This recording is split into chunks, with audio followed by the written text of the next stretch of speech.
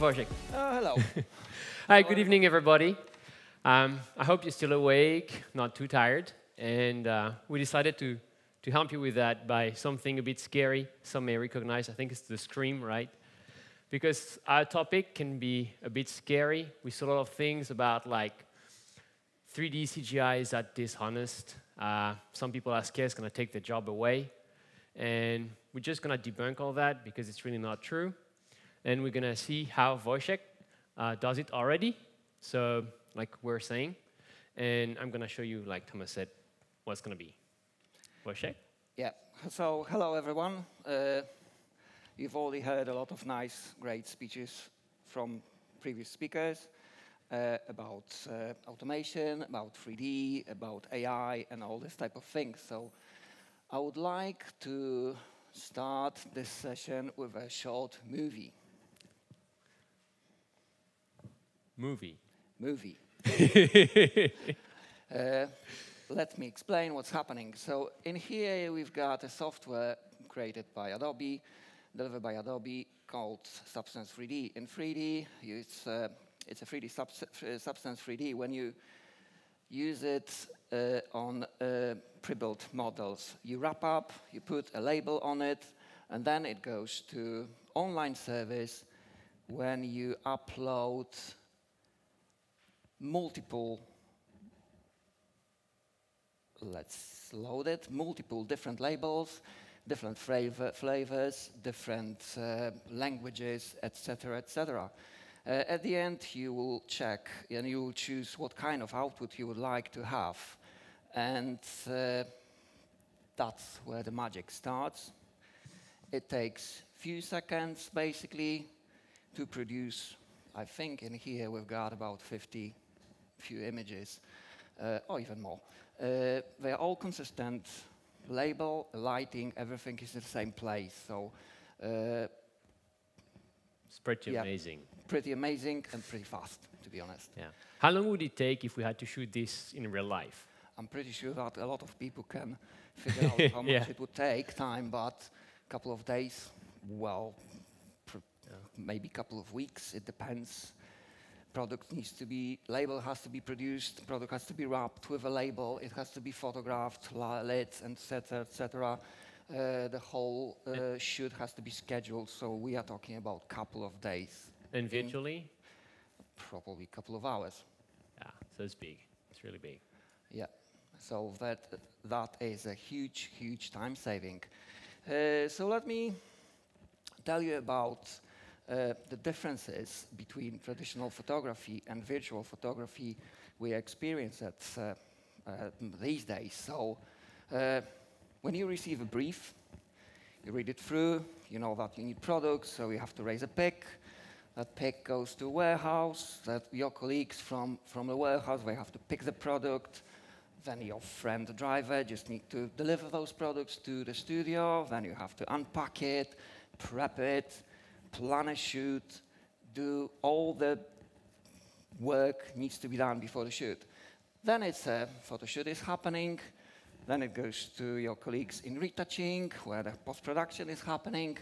And finally it's delivered to a website, a client, wherever it was requested in a brief. We are talking about days of work. Virtual photography, the same brief is coming to you. You don't have to raise a pick.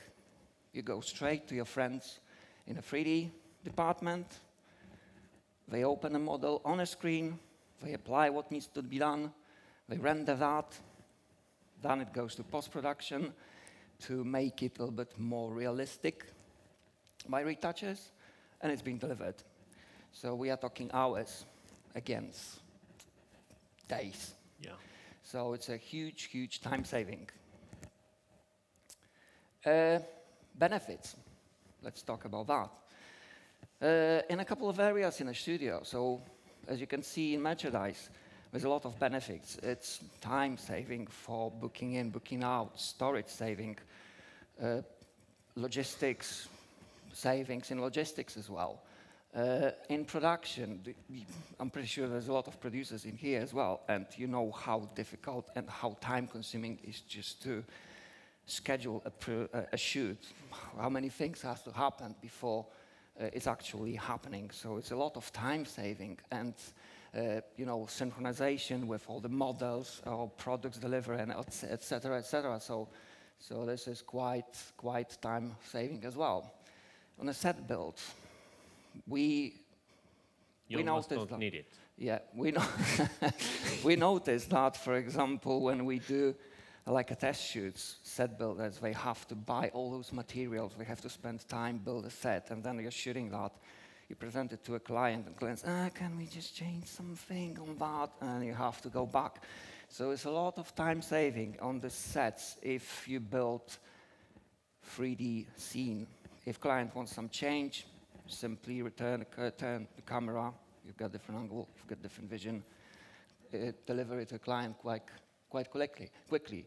In photography, I'm pretty sure that so many times you had to remove fingerprints from like health and beauty products before you start shooting. So all that is going because there's no fingerprints anymore because it's 3D. So no one is touching that. Disposal of those products as well. So quite often when you shoot health and beauty products, you shoot swatches, etc. The product goes to bin. It's not happening when we are talking about in doing that in 3D. Yeah. Styling. How many shopping days stylists are going through? I go to shop, I need 10 glasses, I've got only 8. I just need to go to another shop just to find 2 more, etc., etc. So it's time, it's money, it's... With the virtual world, you want 100 glasses, you got 100 glasses. Replicate that, how many you really need. In retouch as well, we experienced a lot of comps being shot because of a highlight, because of reflection, because of something. Sometimes 10 shots, just retoucher has to comp. With that, with 3D, you don't have that. It's simple, it's just done. No. And even if you had to do the comp shots, because of the repeatability, it's very easy to stack, because like there is no motion at all. Yeah. Creative, much quicker. You can create some kind of concept for the client, presentation for the client. It's more engaging, it's looking a little bit better, it's more attractive for the client. It's much easier to win a pitch when you're pitching to the client instead of, you know, photography. Sometimes you know that you have to take the set down, and the client will give you the answer like a couple of weeks later. Can you just change something? Oh, you have to start build it again. In 3D, simple change, sent to the client. And extra benefits, we are all talking about the Earth and about climate changes and stuff like that. It's very, very green, let's say. A lot of fuel can be saved, a lot of energy and pollution generally being produced by actual photo shoots. You will be surprised at the end. There's a surprise at the end for you as well. Between the logistics, the AC for the studio, the floor space, the material, you save all that. All that is going away. Let's look at that. How do you think? Is this real, or is it very heavily retouched? I think also, you know, when you go on the websites online, you see these kind of images. I mean, I'm not an expert, but you know, if you go on the website, you see these things, and they look pretty good. Or maybe this is real. Can this be unreal? As you can see, stuff like that, it's impossible to achieve in photography. So you can push your creativity a little bit higher. Yes, it's unreal, but what's wrong with that? Yeah, I think the key element here is that the product remains real while the setting is completely different, and that's where you bring something different also to it. We did some kind of like a test. So we did a shoot and then we try to recreate that shoot in 3D. One is 3D, one is actual photography. Yeah. So here's the question for you. Either the top is 3D or it's real, either the bottom is 3D or it's real. Which is which? So what we're going to do is a show of hand. Yeah. Those who think the top is real photography, please raise your hand. There is one person. All right. 1, 2. Okay. Those who think the top is 3D photography, raise your hand. Oh, that's a lot of people who think it's 3D. Right. Okay. And, okay, nice. Yeah. Because it's actually the case. Good guess. Can you imagine how much time that we spent on a shoot? Shooting and retouching 4 days all together. I'm not talking about styling, I'm not talking about product delivery, etc., etc. Guess how much time we spent on 3D to replicate that? About 3 hours. How many days for the bottom one? 4. 4. I don't know. I was not scheduling that shoot, so yeah, that's not me. But if we spend 6 hours, how close to the bottom one it could be? So this is the question. It's pretty nice. I will give the power to Sebastien. And yeah, and I think that's, you know, this question, you know, we're asking is really, and we've been also touching it a bit when we're talking about the fact that our customers, they're not browsing it on a calibrated screen, they're on the mobile phone. And so when we talk about 3D and CGI, we have a lot of people telling us, hey, it's not real, it doesn't look real, it's not realistic, you know? And so a lot of people can ask, how real can it be? And I don't think it's the right question. The right question is, how real does it need to be? Because at some point, you don't really care how real it is. You only care about, is it real enough that for the customer, it's the same? That's the real question you need to ask. And to illustrate this, I would like to show you a little example. Some who were at Flow Barcelona know this one, so don't like tell the others. A French painter called René Magritte painted this painting. So it's a smoking pipe, and within the painting you have this text that says "Ceci n'est pas une pipe." That translates to "This is not a smoking pipe" inside the painting. And the question is, I mean, why is it not a smoking pipe? Exactly. It's an image of a smoking pipe. You cannot hold it and try to smoke with it. That will not work. It is a painting of a smoking pipe. And that is why it is not a smoking pipe.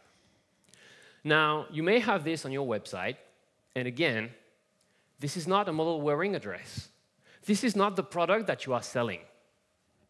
This is a picture of the product that you are selling. It will not walk in front of you. You cannot turn around it. You cannot touch it. You cannot weigh it. You cannot try it on. This is a picture of a model wearing a dress.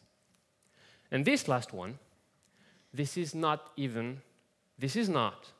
a picture of a model wearing a shirt. I repeat, this is not a picture of a model wearing a shirt, because this is not a model and this is not a shirt. This is a CGI model and this is a CGI shirt. Yeah, it's an image, but not of a real model and not of a real shirt. That's the point. And at some point, that's exactly what I want to illustrate here, is that, yes, CGI and real pictures do not look the same. Okay, some could be mistaken about that still. The question is not about that. The question is about when the customer perceives the image, the gap between the image and the product. How far is it, if it's a CGI or a real picture? Because there is always a gap. This gap will exist no matter what you do, simply because it's not the real product that they have in front of them. And the question is not, is it the same gap? Is the gap small enough that somehow for the customer, they can still make the purchase decision? And that's the real question, I think, that is relevant to know if we need to make the switch or not. Because at the end, like Wojciech said, there is a very heavy cost-cutting enabled. Creativity, it's mind-blowing what you can do. And it enables you to do things like, I want 3 variations of this product on my website, and then the customer can choose, and then we'll just pick the best one. You can't do that right now because you need 3 samples of each, maybe even 6 because you need sometimes 2 and so on. With CGI, you actually have this almost limitless freedom.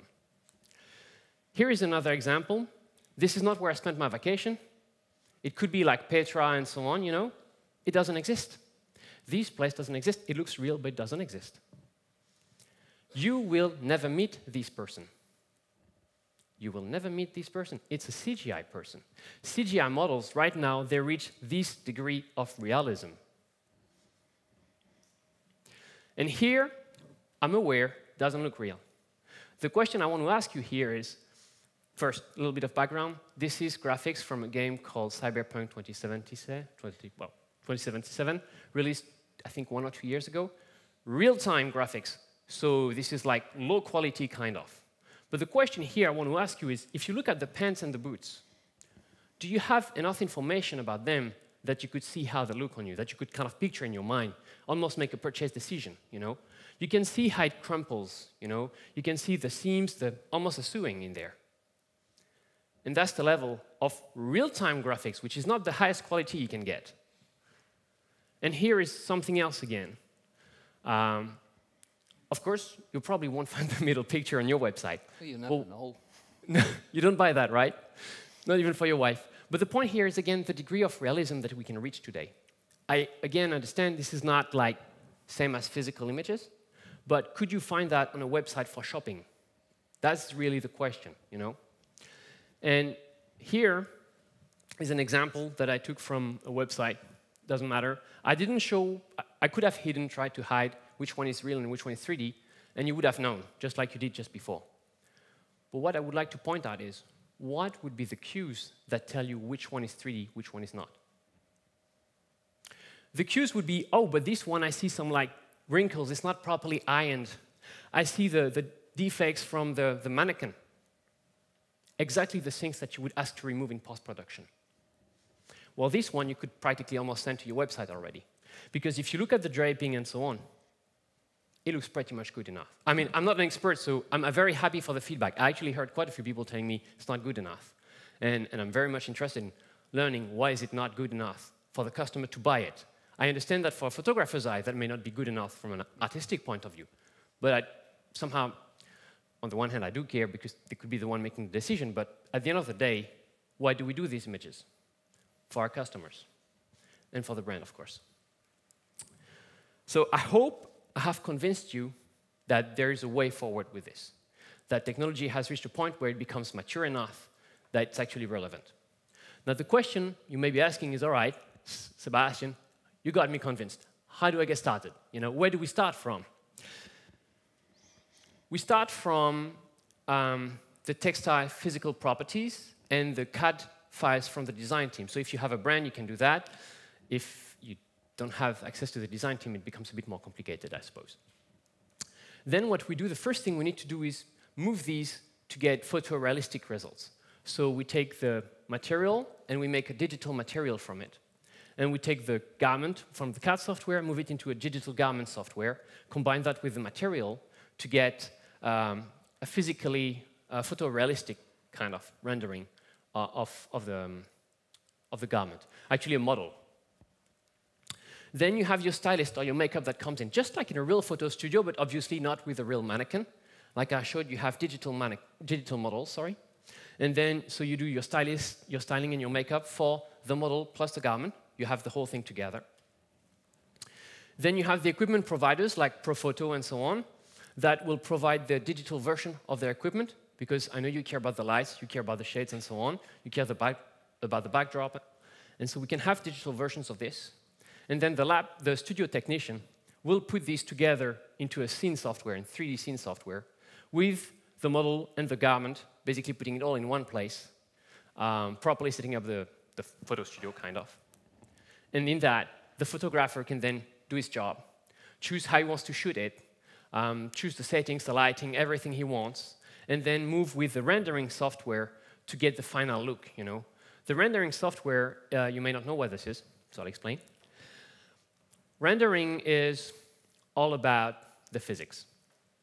For instance, you can choose to have the light with a different number of reflections how you choose the ambient light, the surrounding light, how you use the physical properties of the materials.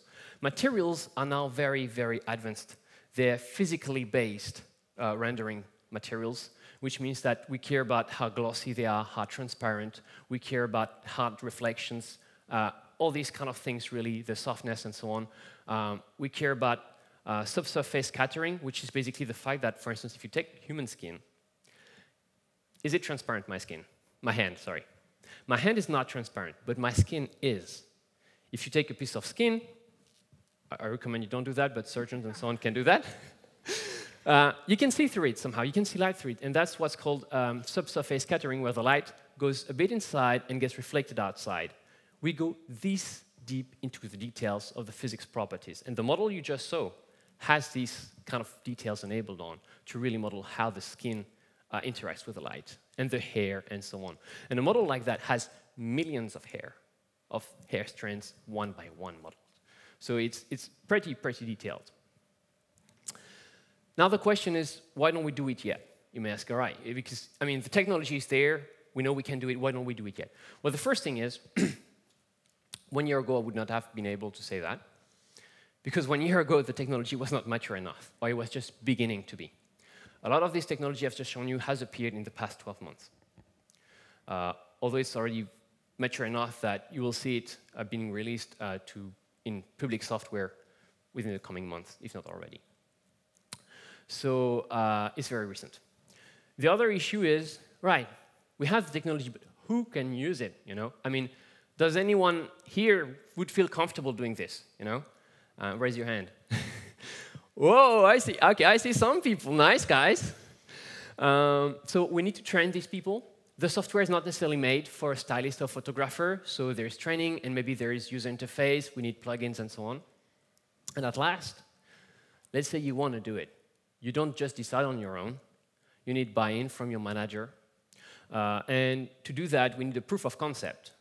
And again, to do the proof of concept, we need experienced people and so on. And so at Pixelz, we're going to work on that, actually. I think a few days from now, we're going to talk to some customers to get started on a pilot for that. But yeah, so you need all that. And when you get down to it, you see that who people, users, who managers, people, it's all about the people right now. We've got everything ready, the technology, the data, the information. You have everything, but you need the people on board. And that's really what it's about. And the big issue here is, why is it scary? Because it's change. Yes, exactly. So we don't like changes. Change is happening, but change is happening in our lives eventually, each day, each year. Sometimes it's a new car, sometimes it's a new house. You know, we are happy, it's a change, we have to move. But first thing is just like if you are you're in a denial stage, you don't want that, you're just refusing, you just don't like it. I'm just like, why? Why I have to change that? I was doing that constantly. I think this morning we had some like that. Yeah. I think we still have quite a few people like that right now saying it's not going to work. Yeah, exactly. The next stage is, right, actually we're still there, sorry. So hopefully at the beginning, maybe now. I don't understand it, it just doesn't fit with me, it's like, I don't get it, it's not going to work. And the next stage after that is... Yeah, eventually you go through all those two first stages and you start accepting that and you start looking for your role in that, your place in this new start to understand. Yeah, you start to understand that and just trying to, you know, adapt that. So this is what's happening then. Hopefully our presentation helps with this stage and getting you there. That's really our objective here today is try to make this less scary, try to make you more acquainted with this future technology for us. And hopefully at the end, a few years from now, it'll be like the smartphone, where back 20 years, if someone didn't answer you for the whole day, you wouldn't mind because you knew they didn't have a mobile phone at all. Now today, you call them, they don't call you back within the hour, you're like, why didn't you call me back? And I think it's going to be the same thing, really, because, again, so much creativity becomes available, so much flexibility that hopefully there'll be that. Now we have another slide just to help you. This one is the one to picture if you want, with a reference of set of software that you may be needing to use. So we've classified them. At the top corner, we've got like consultancy kind of, so Pixelz, Creative Adobe. We've got material software, which is about digital material. Digital garment, like we said, to really have a digital version of the garment that is quality good enough. That's very important. Digital model, so again, to have digital models, yeah, and 3D scene software. All right, good. Yeah, so this is what I was talking to you about at the beginning. It's a surprise. I'm encouraging you to just to scan this code, because that will lead you to some kind of Adobe website. Adobe did some kind of calculator, how much, based on some cases, how much time, how much money, and how much environment can be saved, so we could see how 3D is helping you be more environmentally friendly. Exactly. Yeah. Good. And so now if you have some questions, here are all the examples of photo shoots, virtual ones. So now if you have some questions, I guess that's a good time. And I know we're late. Next slide, or? Okay, good. Yeah, good. Thank you. Sebastien and Wojciech. Yeah. Good. Interesting. We have some questions for you guys, or the audience has some questions for you. We could start at the top here, Wojciech, and maybe this is for you. Have you tried measuring the actual time savings in doing the... Yes, we did. Oh, you did? Yes, we did. So on a couple of examples, when we were comparing traditional photography versus virtual photography, on average, it was between 70 and 80% faster. So that was a huge time saving for us. Good. How about, may I ask, how about the cost? Oh, costs, yeah, pretty much the same. Okay, pretty much the same. Yeah, pretty much the same, because we cost per hour, so time saved times cost per hour, it's pretty much the same. So it's about up to 80% cheaper 3D than traditional photography. It's very big. Interesting. The top one here, when it's perfect in CGI, are you not losing the honest presentation of the garment, if it's a garment? Selling an idea instead of the real deal, what are your thoughts on this?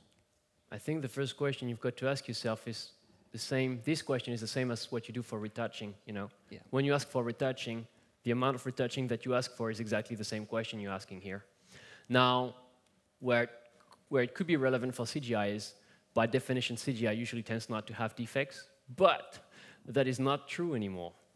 In Substance, they have something called smart materials, which actually allow you to kind of randomly create real-like defects on a garment, and like wear, for instance, wear on a garment and so on. So even that you can reproduce if you need to. Again, it's just a question of how much retouching, how much details you want to have also. It's a question of brand identity. Exactly. Good. Let's take the top one, or the second one from the top here. What about the CGI specialists' lack of studio photography and retouching experience? Does that play a role in this? Yes, so basically CGI specialist, if you've got one in your team, that's why we split that process into 2 stages. So, like I'm saying, at the moment, retouchers are fixing images. Images produced by CGI specialists has to be slightly ruined just to add this reality. And CGI specialists, they haven't got that skill, so that's why it needs to go to retouching, to retoucher, or they just need to ask photographer, for example, what would be your advice on how to let the product or scene. So it's a teamwork. It's a teamwork, which is a good thing. Yeah. I think this question you touched on it also. So yeah. Yeah, but I think this is interesting. The top one here. Have you experimented with adding deliberately, like mistakes to the CGI, like small scratches, dust, or fingerprints or so, in order to not make it like, you know, artificial to look at. Yeah, definitely, it has to happen. So every single CGI image needs to go, and it's a different type of retouching skills, what you might know. So it's called like a 3D retoucher person, which they know where to look at, they know how to improve the lighting a bit, and how to make it more real. So sometimes, yes, they will have to add some mistakes to this unreal product to make it more Definitely. Good. And then I think many are probably wondering about the question on top here, right? Because when do you think this technology will be something that will be accessible for smaller brands? And do you think the cost is worth the time and resources saved in all of this? Definitely, believe it or not, but 3D software is much, much cheaper than it was years ago. That CLO, for example, Sorry? CLO, that 3D software for producing garments, I think it's about $50 a month or something like that, so that's not a lot. And for instance, MetaHumans right now, they're kind of free. I'm not kidding, they are. Unreal Engine is also free for our use, because their business model is based on basically licensing software. So if you don't produce software, it's free for you. And since we don't, we make images, it's free for us. Of course, you have to invest at the beginning a little bit in resource, in a software, in training and stuff like that. But because of our savings in 3D world, return on that investment is pretty quick. I think, so some software is not free, and like the biggest cost, like you say, will be the training of the people, like the time it takes. So I would expect that any company has training plans for their employees. That may not be the case, but then that would be something to include in that training plan. And also, like I said, we're going to try to do a proof of concept, and then you can just wait until others have actually done a proof of concept, because right now, let's do that first. And you can then reach out to share the knowledge and see the best practices, and then you can probably save a lot of cost just doing the right thing right from the start instead of spending your time experimenting. For small brands, I think that would make sense. Cool. And then I'll finish off with the top one here. Do you think there are limitations on what kind of product categories can be produced this way in the future? And we heard earlier today, anything that can be automated will be automated. So let's look into a foreseeable future, right? The next 2-3 years?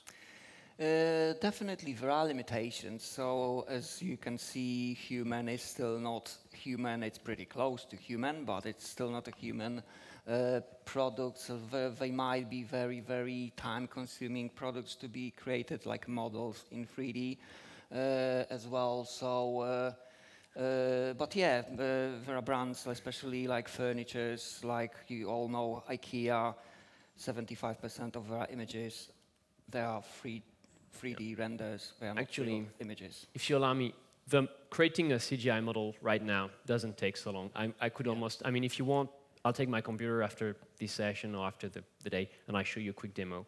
I'm not an expert by no means, but experts can actually give you a proper CGI model within a few hours to your specs. So it's pretty impressive. The limits about the products would be things like the Pro Photo boots that really impressed me. I don't know if you saw them, but like with all the shiny and the moire and all, that is very difficult to render the lighting. And the other limits would be not so much about the product, but actually about the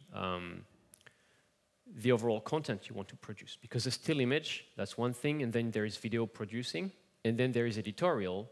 And the question then is, can you do editorial with this? That would be kind of more the relevant question. And because editorial is such high quality, like, I'm not sure we can then. That would be more like the kind of question I would ask. Good. Ladies and gentlemen, give a big round of applause for Sebastien and Wojciech. Thank you. Thank you.